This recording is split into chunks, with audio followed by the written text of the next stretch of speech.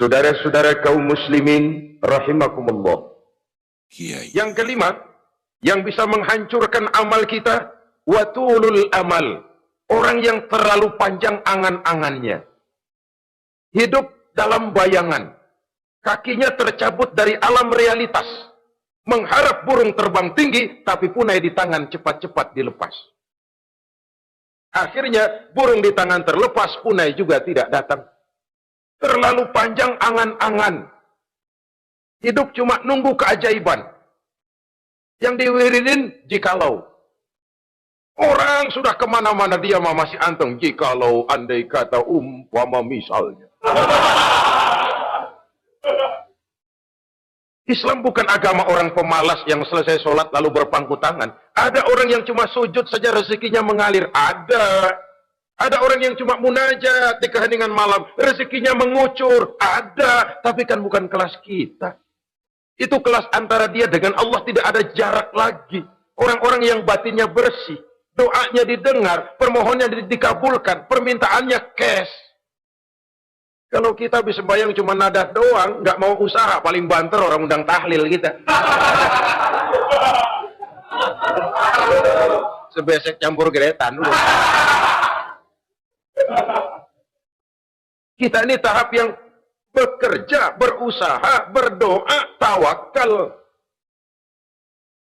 Pernah dalam satu sholat Jumat Rasulullah di masjid, ada seorang sahabat Badui datang dari pedalaman mau sholat Jumat, turun dari onta cepat-cepat masuk ke masjid. Ditegur oleh Rasul, ontamu sudah kamu ikat? Belum ya Rasul. Kenapa? Saya tawakal kepada Allah. Marah Rasul. Keluar, ikat ontamu, masuk lagi ke masjid, baru tawakal. Sederhana sekali, tapi inilah gambaran kehidupan. Ikat ontamu baik-baik, baru tawakal.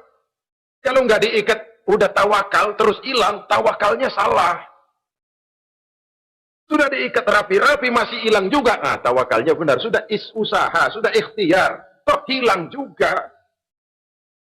Gambarannya sederhana, ikat ontamu baik-baik, lalu masuk ke masjid, barulah engkau bertawakal.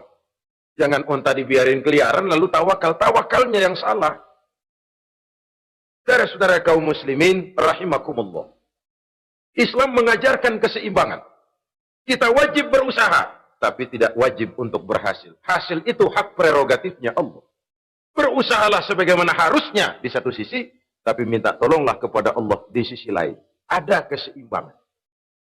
Orang yang terlalu panjang angan-angannya biasanya malas bekerja. Terangsang ngejar kerjaan yang gede, yang kecil kagak dikerjain. Akhirnya yang kecil lewat, yang gede kagak datang. Padahal rezeki itu kan yang penting mudawamahnya ya, rutinnya. Biar banyak, tapi begitu sekali datang banyak, begitu stop 10 tahun kagak datang terus. Sengsara juga. Yang penting mudawamah, kontinunya itu. Biarin duit si banyak, asal rutin aja. Gak apa-apa. Tulul amal, terlalu panjang angan-angan. Hidup di alam bayangan. Terlepas kaki dari akar kenyataan. Hidup ini kan kenyataan, harus dihadapi secara nyata. Islam ini agama yang wajar, hiduplah secara wajar. Jangan melakukan sesuatu yang memang bukan makom kita di situ. Artinya apa? Kalau memang kita cangkir, lalu minta air seember, kan lebihnya mubazir. Cangkir, minta air diisiin seember. Buat apa lebihnya? Bukan makom kita. Jangan tercabut dari akar kenyataan. Siapa sih kita ini? Jangan ibadah baru ala kadarnya, sikap udah kayak wali. Iyalah kalau wali cuma sujud, permohonannya makbul. Kenapa? Dia dengan Allah itu nggak ada jarak. Kita, lapisan dosa kita yang bikin jarak. Kayaknya sering dijelaskan ya. Kalau ada hadis, siapa yang baca Bismillahirrahmanirrahim, dia lewat di atas air, beku itu air, dia bisa jalan di atas air. Bismillah saja bisa jalan di air. Tapi kan soalnya kemudian, Bismillahnya orang yang bagaimana? Model kita, maaf lah, 1000 kali baca Bismillah, lewat di empang tenggelam kita. Bukan Bismillahnya yang lain. Yang baca mentalnya, pribadinya yang lain. Makom kita belum di situ. Kalau memang makom kita masih harus berusaha, berusaha.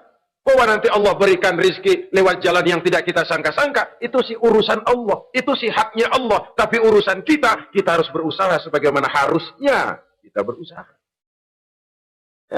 Emang jodoh dari Tuhan, apanya pakai nyari, nanti juga jadi datang cuma nenek-nenek kali.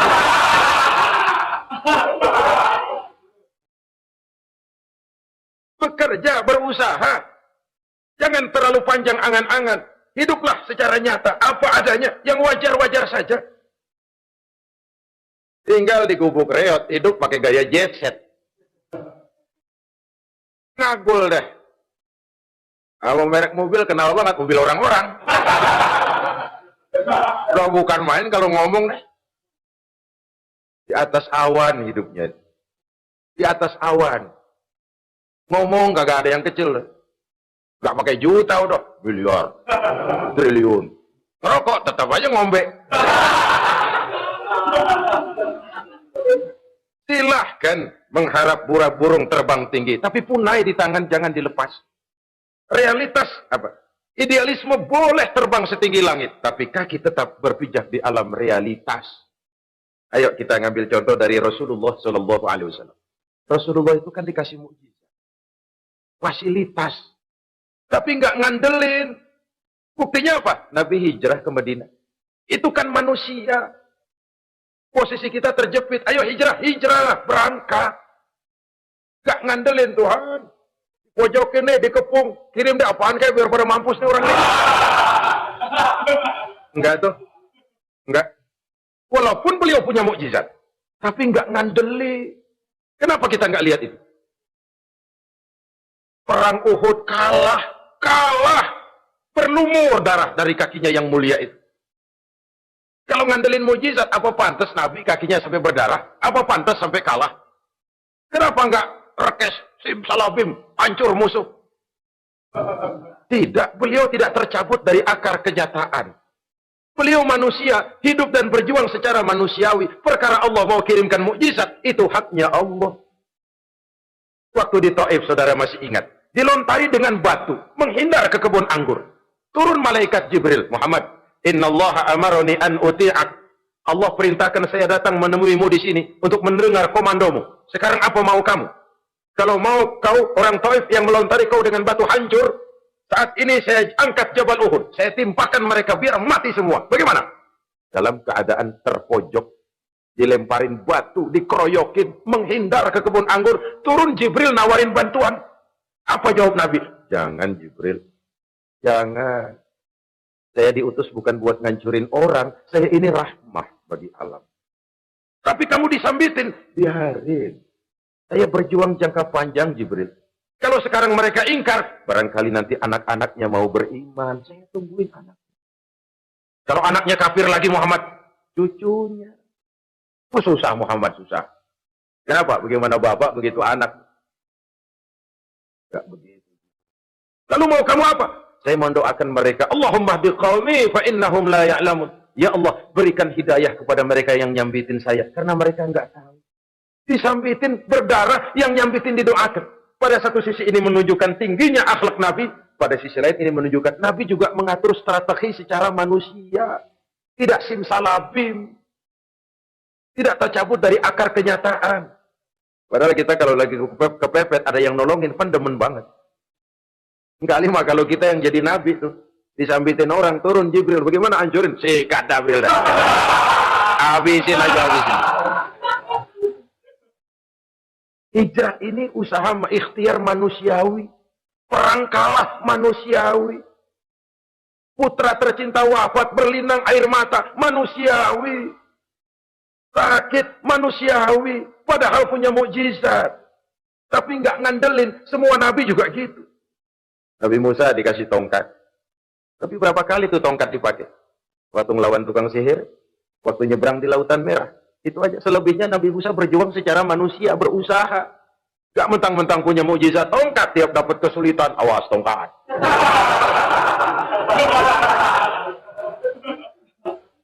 Utuh manusiawi. Ini Rasul. Kenapa kita nggak lihat itu? Kenapa kita tercabut dari akar kenyataan dan hidup dalam khayalan?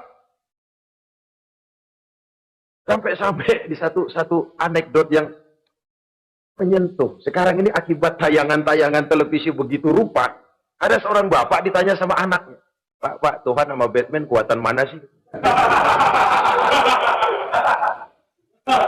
Logikanya sudah dipenuhi oleh gambaran Batman. Bahwa Batman itu kuat, gagah, menolong yang lemah. Timbul logika. Kuatan mana sama Tuhan? Gitu. Pengaruh yang dia lihat itu membentuk opini. Sama juga sekarang coba lihat ibu-ibu. Kalau udah Cassandra, itu masakan ditinggal tuh angus di dapur. Hangit tuh tempe. Saudara-saudara kaum muslimin, rahimakumullah. Begitulah yang kelima, yang bisa menghancurkan amal kalau orang terlalu panjang angan-angan. Hiduplah secara wajar, karena Islam memang agama yang wajar. Jangan melakukan sesuatu yang memang bukan makom kita di situ. Jangan melakukan sesuatu yang memang bukan posisi kita di situ. Kullun ya'mal ala syakilatih. Jangan minta ayam menggonggong. Jangan minta kambing mengeong.